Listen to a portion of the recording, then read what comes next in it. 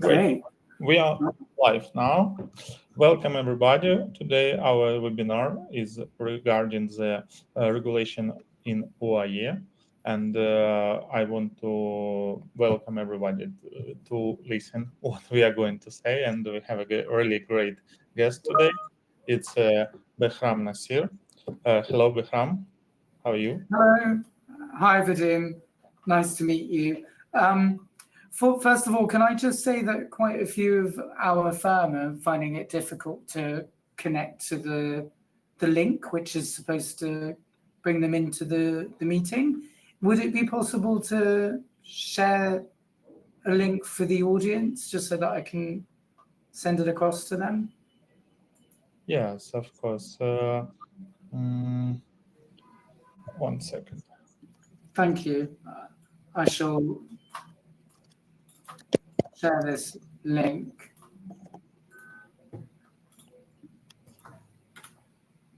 Okay, we have a link in the chat, so thank you so much. If you want to share with somebody. As usual, we are starting with presenting ourselves, but first of all, I want to ask audience, is everything clear? Do you hear us and do you see us? Can you put some emoji in the chat? Great. And second question, can you specify in the chat what country you are operating right now, so we know what Behram just disappear. Okay, no problem. Can you put in the chat the country you are operating now, so we know exactly about information we are presenting and is it relevant and so on. Yeah. Okay. Welcome back, Behram. Thank you. Okay. I just asked if you can see in the chat the countries of operation. So let's start with me. I am Vadym Rozov. I am CEO of Simplify Labs. We are providing white label solution and on-premise solution for regulated crypto exchanges. And Behram can present himself, please. Hi, my name is Behram Nasir. I'm a partner at Has Law Firm in Dubai. I'm originally from London, the UK. I'm an English qualified lawyer who specializes in corporate, commercial, M&A and regulatory aspects of law, both in the UK and also here in the UAE. I have a particular interest in fintech and exchanges allowing the licensing process for my clients, facilitating the license application process for my clients. Great. And today we want to focus on the, so we talked a lot about the MiCA recently, and we want to focus on the other options available on the market. And first of all, about licenses in Dubai. And I want to ask you, Behram, so I know that at this moment in Europe, 56 licenses was issued for crypto exchanges from MiCA crypto exchange. And what's the situation regarding the crypto licenses, for example, VARA, or maybe other licenses available? How many already provided to the exchanges? Wow, now you're really testing me. I mean, not exactly number, but is it hundreds or is it small amount? Because I see that Binance already has this license, if I'm right. OKX, Crypto.com, so big players operating in Dubai. And interesting, is it like well established? What from your point? Yeah, it's more in the sort of dozens. So not in 2024, I think 11 VASPs were VARA licensed, 11 VASPs. There's been an increase in 2025. they are, I guess, getting more efficient at going through the application process, and there's been closer to 30 being issued in 20 in 2025, whereas 11 in 2024. So that's about 30 in the last 2 years. So it's not like was WASP in Europe before with crazy numbers like thousands, yes, and for example, only in Poland it was like a couple thousand issued to WASP operation. So we are talking about relatively small numbers. Yeah. I mean, the UAE is looking to be a serious location, and there's a huge emphasis on corporate governance and regulatory supervision. It wants to align itself with the standards that have been created in the EU, and specifically looks to actually the UK's FCA for some of the guiding principles, so like the Code of Conduct, Salzburg, and so on. So it's really, the process is somewhere between, around 3 months. So it's a pretty robust application process. They're not being handed out willy. Oh, I believe we have some technical problems from Behram's side. Let's wait a couple of minutes. Meanwhile, I just want to share. I want to ask you. Please put your questions for inside the chat area, so we can answer in the end of this webinar all the questions. So during the presentations part, you can type your questions and we can answer later. Okay, Behram, sorry. You can continue.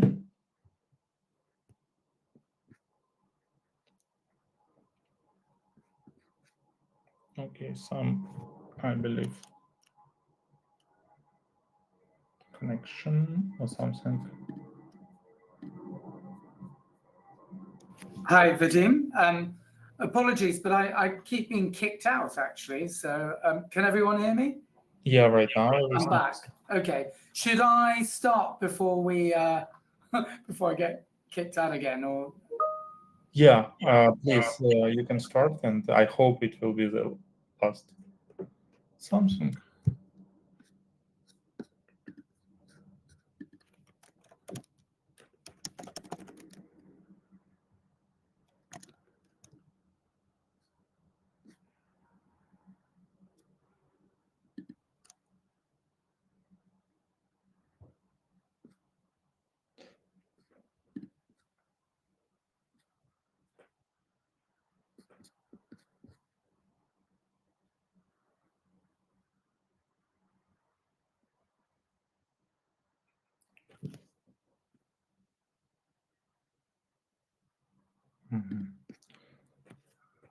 Okay, sorry for technical problem from our guest side.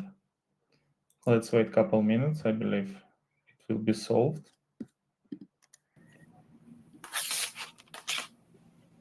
Yeah, Behram, I believe you shared your link, like private link, and when somebody trying to connect through your private link. I think I did. Yeah. So it may have been that I've shared my private link. So it should be fine now. I think they need to use the link that was shared with me. Yeah, in the chat section, you can use this link.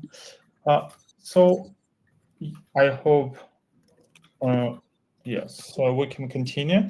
And please, start. Okay, I do hope this will go according to plan. So,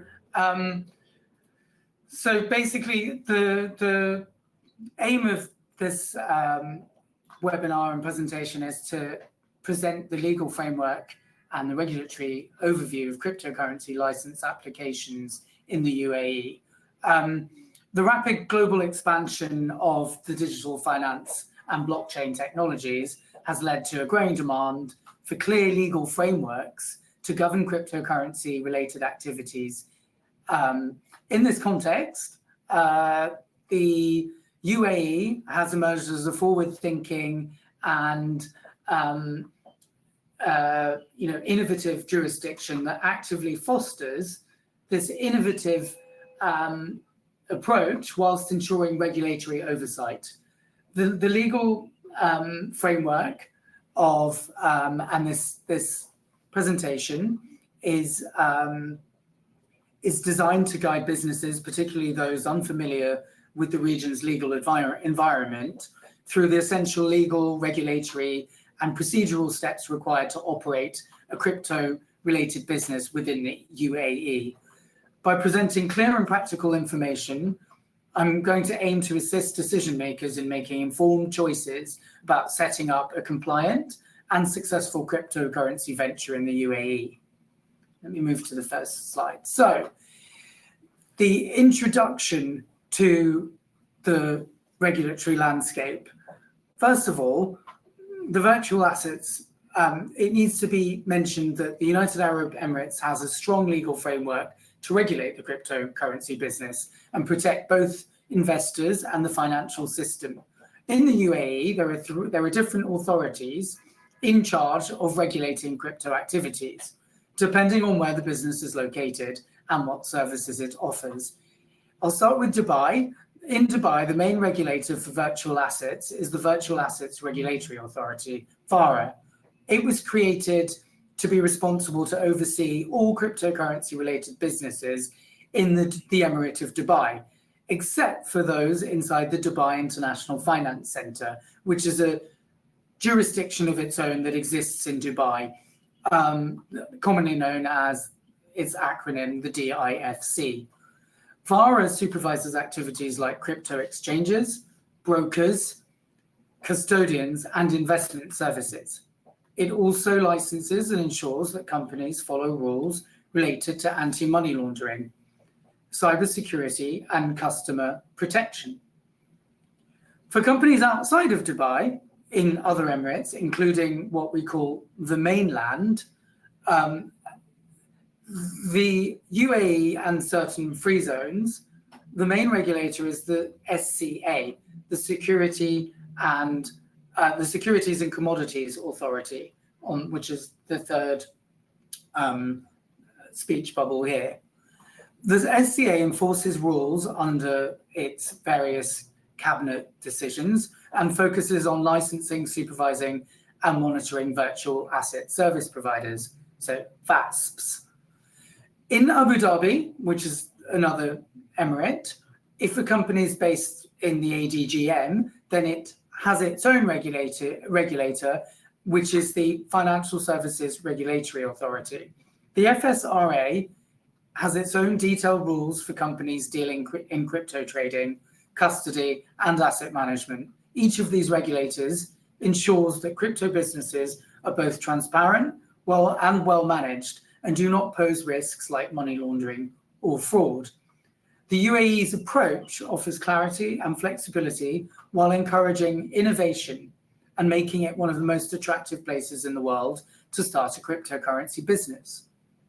I'll move on to the next slide.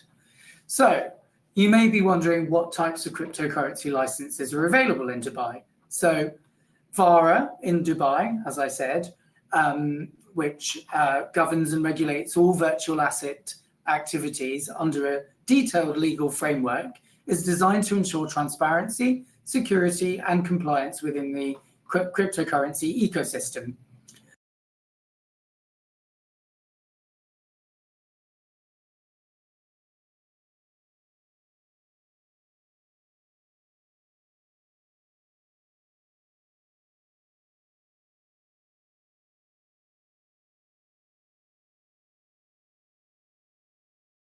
Sorry, everyone. Can you hear me? Yes. This might happen again, but hopefully we'll be able to get through. Apologies. VARA in Dubai governs and regulates all virtual asset activities under a detailed legal framework designed to ensure transparency, security, and compliance within the cryptocurrency ecosystem. VARA issues several types of licenses depending on the nature of the virtual asset service being offered. These include advisory licenses, where you're providing professional investment advice on virtual assets, broker-dealer licenses for intermediaries facilitating crypto trades, custody licenses for entities responsible for securely holding digital assets on behalf of clients, exchange licenses for operators running platforms that allow buying, selling, and trading of cryptocurrencies, lending and borrowing licenses for companies offering crypto-backed loans or credit services, and asset management licenses for firms managing portfolios of virtual assets, and transfer and settlement licenses for businesses handling the transfer and clearing of crypto payments. Each license has a specific type of each license has a specific capital requirement set by VARA to ensure financial stability and investor protection. Currently, the minimum capital that is required to be held is 500,000 dirhams, which is about 100,000 GBP. Sorry, I still think in pounds sterling, but you can convert it from pounds sterling to euros. For advisory licenses, sorry, I should go back to the previous slide. For advisory licenses, 2 million dirhams, which is about 400,000 GBP, for broker-dealer licenses, 5 million for custody licenses, which is 1 million GBP, and 10 million for an exchange license, which is about 2 million. So you can see that there's a rather large capital reserve requirement to ensure that the possessors of these licenses, the holders of these licenses, can demonstrate sufficient financial resources to absorb any of the operational risks and maintain market confidence in them upholding the standards required as license holders in the specific category mentioned. On the operational front, VARA mandates companies to implement robust internal control systems, including comprehensive risk management frameworks to identify, assess, and mitigate risks related to cybersecurity threats, fraud, and operational failures. Licenses are required to develop and enforce strict cybersecurity measures to safeguard digital wallets, private keys, and transaction platforms from hacking or theft. Compliance with anti-money laundering and counter-terrorism financing laws are also a key regulatory pillar. Firms must conduct thorough customer DD through KYC procedures, which involve verifying identity of clients before providing services, monitoring transactions for unusual or suspicious behavior, and reporting any suspicious activities to relevant authorities promptly. SORS, suspicious behavior. These AML and CTF obligations align VARA-regulated firms with international financial standards to prevent misuse of virtual assets for illicit purposes. Data privacy is also a very critical area covered by the regulations, and VARA requires firms to protect clients' personal and financial information in compliance with UAE data protection laws. This ensures confidentiality and prevents unauthorized access or data breaches. Regular reporting and disclosure obligations compel license holders to submit detailed operational, financial, and compliance reports to VARA on a periodic basis.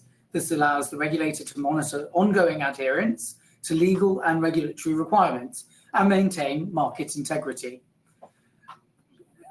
Governance requirements under VARA, needless to say, are stringent.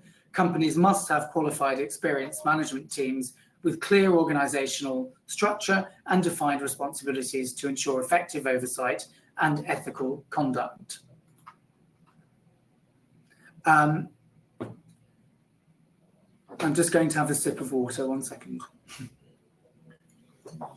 VARA expects licenses to maintain transparent licensees to maintain transparent business practices, including clear disclosure of fees, risks, and terms of services to customers, helping investors make informed decisions. Furthermore, VARA has broad enforcement powers, including the ability to conduct audits, inspections, and investigations of licensees to verify compliance and take corrective or punitive action where violations occur. This includes fines, suspension, or revocation of licenses in serious or severe cases. The overall purpose of these comprehensive regulations is to create a safe and trustworthy environment for the virtual asset business and users. By setting clear rules and standards, VARA encourages innovation and attracts reputable crypto companies to Dubai, while protecting investors and the wider financial system from risks such as fraud, money laundering, and cybercrime. This regulatory framework positions Dubai as a leading global hub for virtual asset activities with a well-regulated, transparent, and secure crypto ecosystem. Outside of Dubai, free zones such as the Dubai Multi-Commodity Center, the DMCC, the Dubai Airport Free Zone, DAFSA, and the Abu Dhabi Global Market, ADGM, also offer crypto licenses with varying scopes. The DMCC, for example, provides licenses for cryptocurrency trading and distributed ledger technology activities, while the ADGM's Financial Services Regulatory Authority licenses firms for trading, custody, and asset management with a comprehensive regulatory oversight. These licenses allow businesses to legally conduct crypto-related operations such as trading digital currencies, holding assets on behalf of clients, offering investment advice, facilitating lending using virtual assets, and by offering specialized licenses, the UAE ensures that companies are supervised accordingly. So let's move on to the licensing process and timeline. Let's just take a pause there. I think there's quite a lot for everyone to get their heads around. I don't think a lot of it would be unusual or unfamiliar to those of you that are currently either holders of cryptocurrency licenses under the varying categories, either in the EU, regulated by MiCA, or perhaps also in the UK.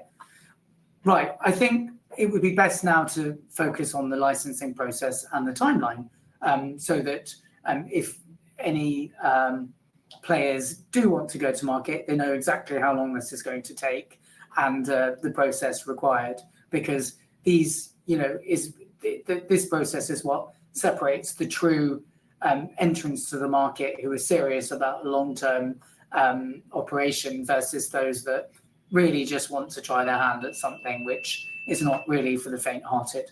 So let's have a look at the process overview. The VARA in Dubai governs all of the virtual asset services providers. Any licensing process for these VASPs, as we call them, is governed by VARA and operates under the Dubai World Trade Center. You need to be based in the Dubai World Trade Center Authority, so the DWTCA. Any entity wishing to offer virtual assets in Dubai, whether in advisory, brokerage, custody, exchange, lending, or investment management, must apply and obtain the relevant VARA license. The process begins with the submission of a pre-application form through VARA's official portal, providing details of the company's legal structure, ownership, management, and proposed business activities. Once the pre-application is reviewed and accepted, the applicant is invited to submit a formal license application along with a comprehensive set of documents, including a detailed business plan, which is step one here in the process overview.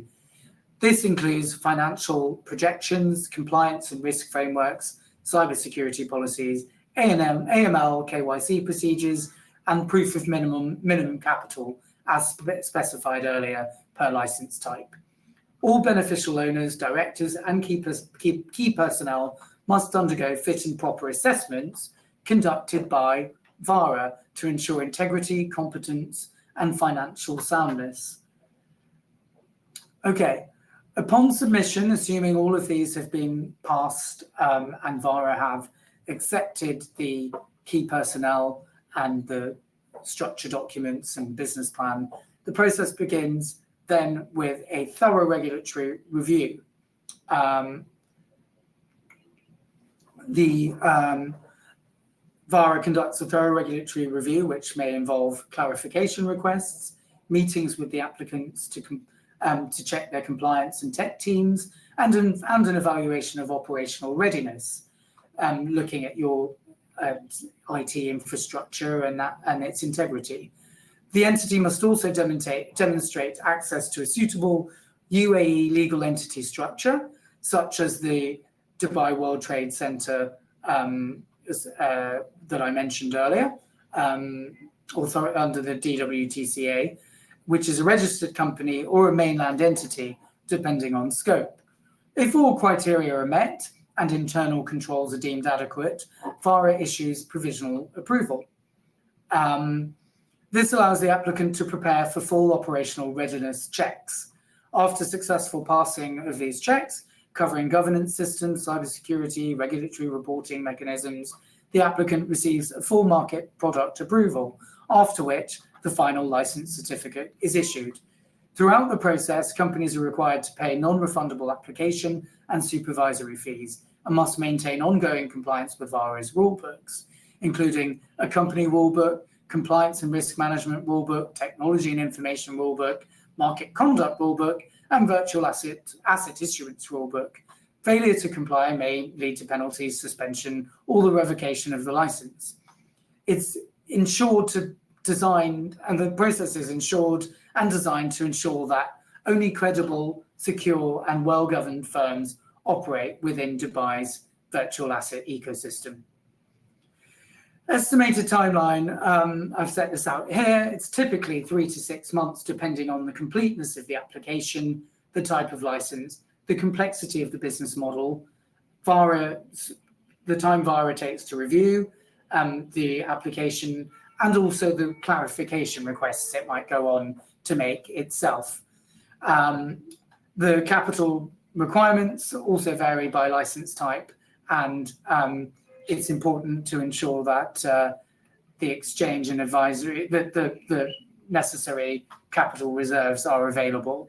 The costs of obtaining a cryptocurrency license, well, this is also something that I could go into more detail, but I'm not sure that's necessary right now. Needless to say that depending on the type of license, there are different application fees. I think these typically start from around 100K AED, which is 20K GBP for most categories. But in addition to this, there's a supervisory fee, which is paid annually, generally varying from around 50K AED, so 10K GBP, and 200K AED, which is 40K GBP, depending on the risk profile and the activity of the business. These are non-refundable regulatory fees to be paid annually. Right, other operational costs may include legal and compliance fees. This is where we come in as well, holding your hand through the process, facilitating conversations with with VARA, opening that dialogue, and as an entrant to the market, it's not as simple as just turning up and saying, hey, I want to obtain a VARA license. I think having a credible legal representative or consultancy representative can make that process much cleaner and easier to go through as a new market entrant. It sort of acts as a filtering process to make sure that you've only got really truly credible entrants making those applications. In contrast to other free zones such as the DMCC or DAFSA, where cryptocurrency related activities may still be limited or subject to VARA's coordination, all virtual asset activity in Dubai must now approved by VARA, regardless of the free zone. Therefore, even if a business sets up in the DMCC or DAFSA, it would still need to undergo the VARA licensing process if it engages in regulated virtual asset activities. Eligibility criteria. I think we've been through that. The free zone applicants, it's probably quite important for me to state that applicants are required to have a physical presence in the UAE, which typically means maintaining an office or employing key personnel locally. So there are typically going to be business overheads. You can't just run a virtual assets business virtually, unfortunately, even as much as it sounds ironic, but unfortunately that is the way. I think there needs to be presence of minds as well as presence of operations. Shareholders, directors must meet the fit and proper standards, which we've already gone through, and the minimum capital requirements. Compliance requirements. Once licensed, a cryptocurrency business in the UAE must also strictly adhere to a comprehensive set of compliance obligations. I think we've talked about this: anti-money laundering, finance, terrorism, and so on. Right. I think the next step is clearly one of the significant draws to the UAE for cryptocurrency players in the market. This is to do with the taxation and financial incentives in the UAE. So the UAE provides a competitive tax environment for cryptocurrency businesses under VARA regulations and federal tax laws.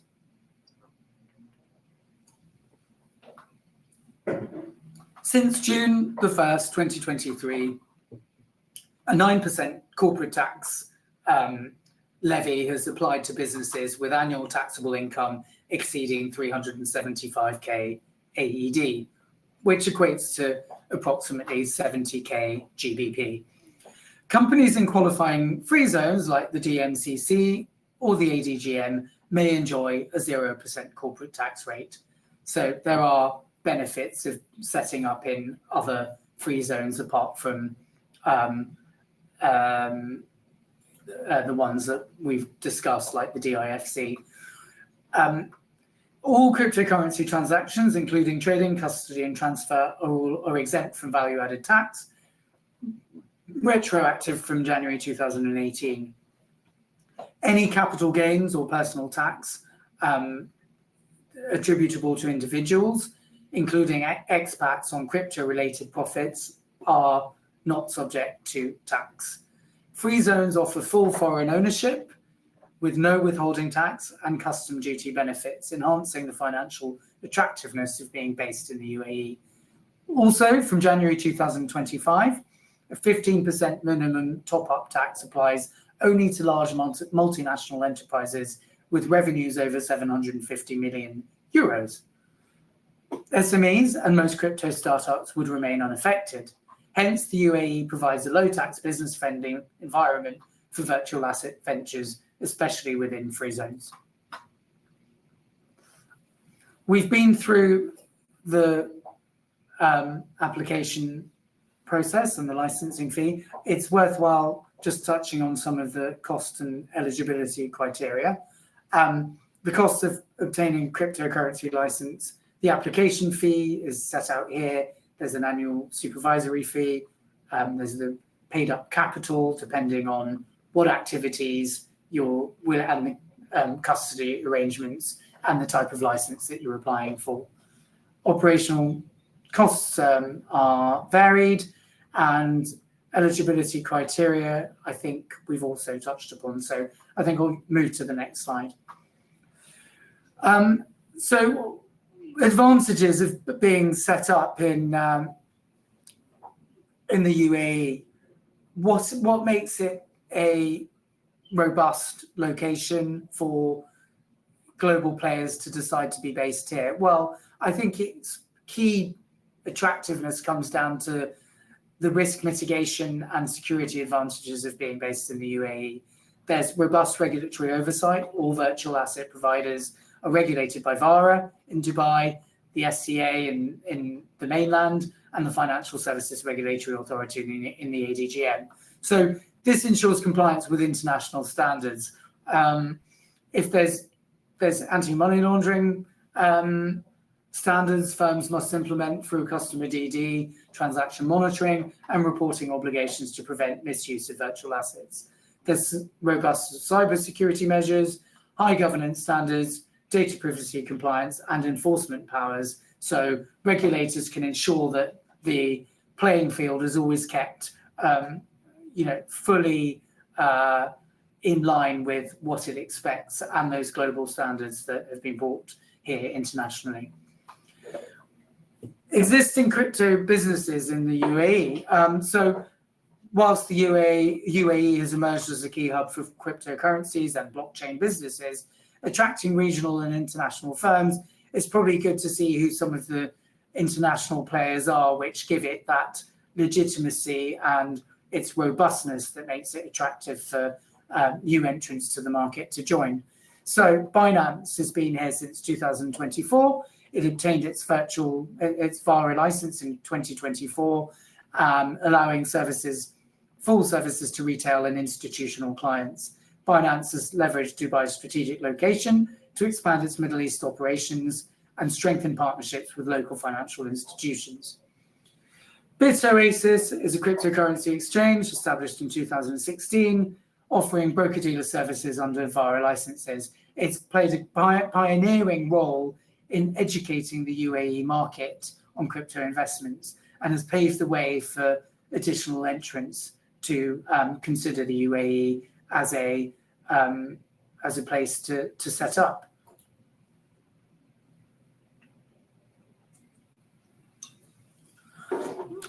What are the main benefits for setting up in the crypto business in the UAE? Well, we've talked about it as being strategic and an attractive jurisdiction globally for cryptocurrency because VARA provides clear, robust, and business-friendly regulations for crypto activities.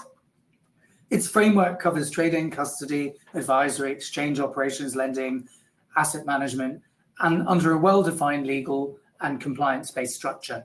There are financial advantages, which we've just touched upon. The strategic location serves as a bridge between Asia, Europe, and Africa, which is ideal for regional and international reach. And one of the main drivers is the government in the UAE's support for blockchain. Initiatives like the UAE Blockchain Strategy 2021 and the Smart Cities projects promote real-world adoption of decentralized technologies. Advanced infrastructure and investor access means business-friendly setup procedures, banking support, and a high concentration of high net worth investors fosters innovation and scaling, and most of all, an attractive place to exchange to operate as a cryptocurrency exchange, market exchange, and for people to make considerable money out of the investments. The UAE's combination of regulatory clarity, tax efficiency, and pro-innovation policy, global technology connectivity makes it a leading hub for long-term growth, stability, and credibility in the crypto ecosystem. Last but not least, I just wanted to provide a brief comparative table, which is by no means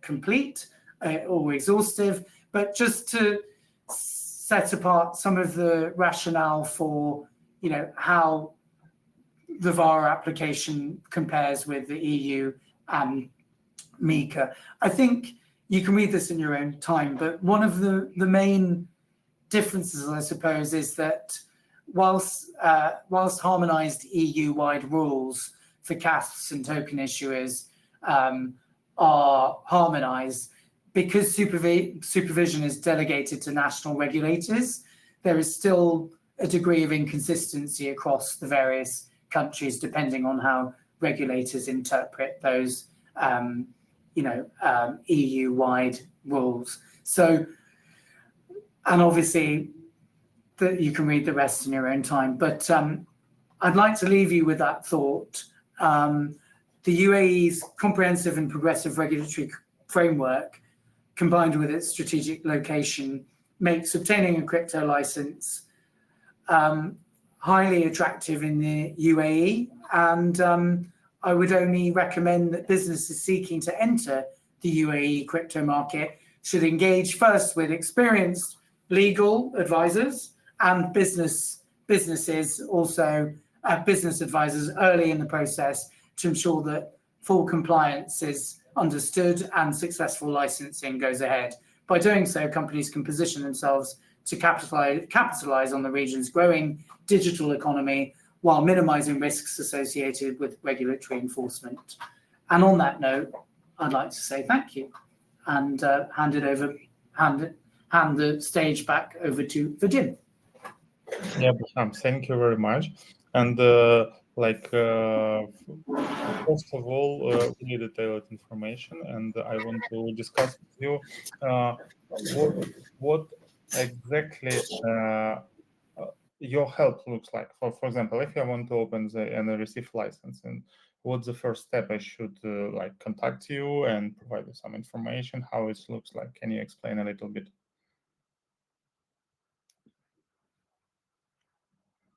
Behram, you are on mute, I believe.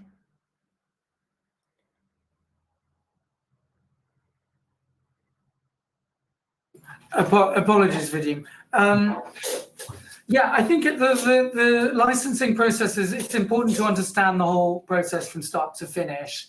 The timeline, I think an initial introductory conversation with a law firm like ourselves to understand, whether a market entrant is ready to actually make that application. It may be that it has certain corporate governance or experience and gaps, which means that it may need to hire additional staff members before being able to go ahead, because experience to do so is really important for the regulators in considering any application.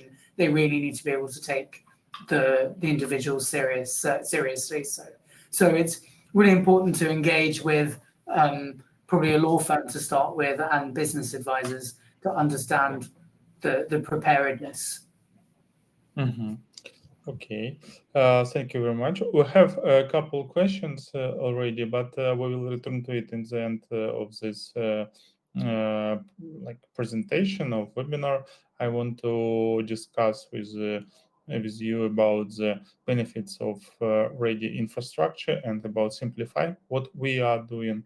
And first, I want to discuss from the technical point of view how the software you are using should look like and what the requirements to this software is. And we are talking about white label solution, on-premise solution on your service, where you control all custody from your site. And one of the things you should focus on is KYC procedures and integration of right KYC provider. So usually it's list of information you should collect from your customers, or should it be KYC or KYB procedure, and Simplify Labs providing integration with such providers like SumSub or OnFido on your choice. And second requirement is based on the information provided during the onboarding. It's personal threshold management for every customer. So regarding the amount customer can deposit, can withdraw, and what rules we will use for KYT, your software should support such functionality. For transaction monitoring system built in, and if you are talking about MiCA regulation, it's travel rules built in. So right now, every deposit required to be tracked, and you should collect information who sent money to this customer and who is the receiver or sender of this transaction. So this information should be collected automatically, or if you can't automatically gather this information, you should ask your customers to provide this information before settle the payment. And of course, it's KYC and ML procedures inside. For example, we have integration of chain analysis. It's a leading provider of IML infrastructure and services. And every transaction, every Bitcoin should be checked before you can accept the payment or withdrawal the payment. From our side, I want to say that we have already MiCA checklist for your company. I believe for the Vara, Behram can help with the same, and you can contact me or Behram. For me, it's for software, what we are providing, and for legal question, it's to Behram. So let's return to Q&A session. I believe we should return to the slide about the cost of Dubai license, because as I understand this, I believe this slide. Am I right? Yeah. Yes. Let me just answer that. Apologies. I think there was a question here from Sanya asking if it was 2 million GBP. It was actually 2 million AED, which works out at 400k GBP. So generally, it's one GBP to 5 dirhams to every GBP. Apologies, I still sort of think in GBP rather than AED or euros. But so I hope that answers your question, Sanya. And then this is specifically for a broker-dealer asset management license, which is different to an advisory license, which requires capital reserves of 500k AED, 100k GBP, and custody or lending, which is actually considerably higher, or an exchange. So maybe we were talking about the exchange. Yes, perhaps it was an exchange. So in order to run an exchange, you would be required to, let's find the slide, to run an exchange, which, I mean, we're talking about Binance or, I don't know, Sanya, whether that's something you were considering, but that requires 10 million AED, which is about 2 million GBP. And I believe it's even more capital requirements than receiving MiCA in Europe. So it's more heavily requirements for the capital and the company you're creating, correct? Let's have a look at the last slide. I'm not a MiCA expert, but perhaps someone could answer, like Camilleri or, yeah. Okay. I believe we are on time right now, and Behram, I want to thank you for this webinar and everybody who is attending this. And yes, one more question, yeah. Oh, one more question. Yes, correct. So to set up an exchange, so like Binance or something, you would require paid up capital sitting on the balance sheet, so separately, of 10 million AED.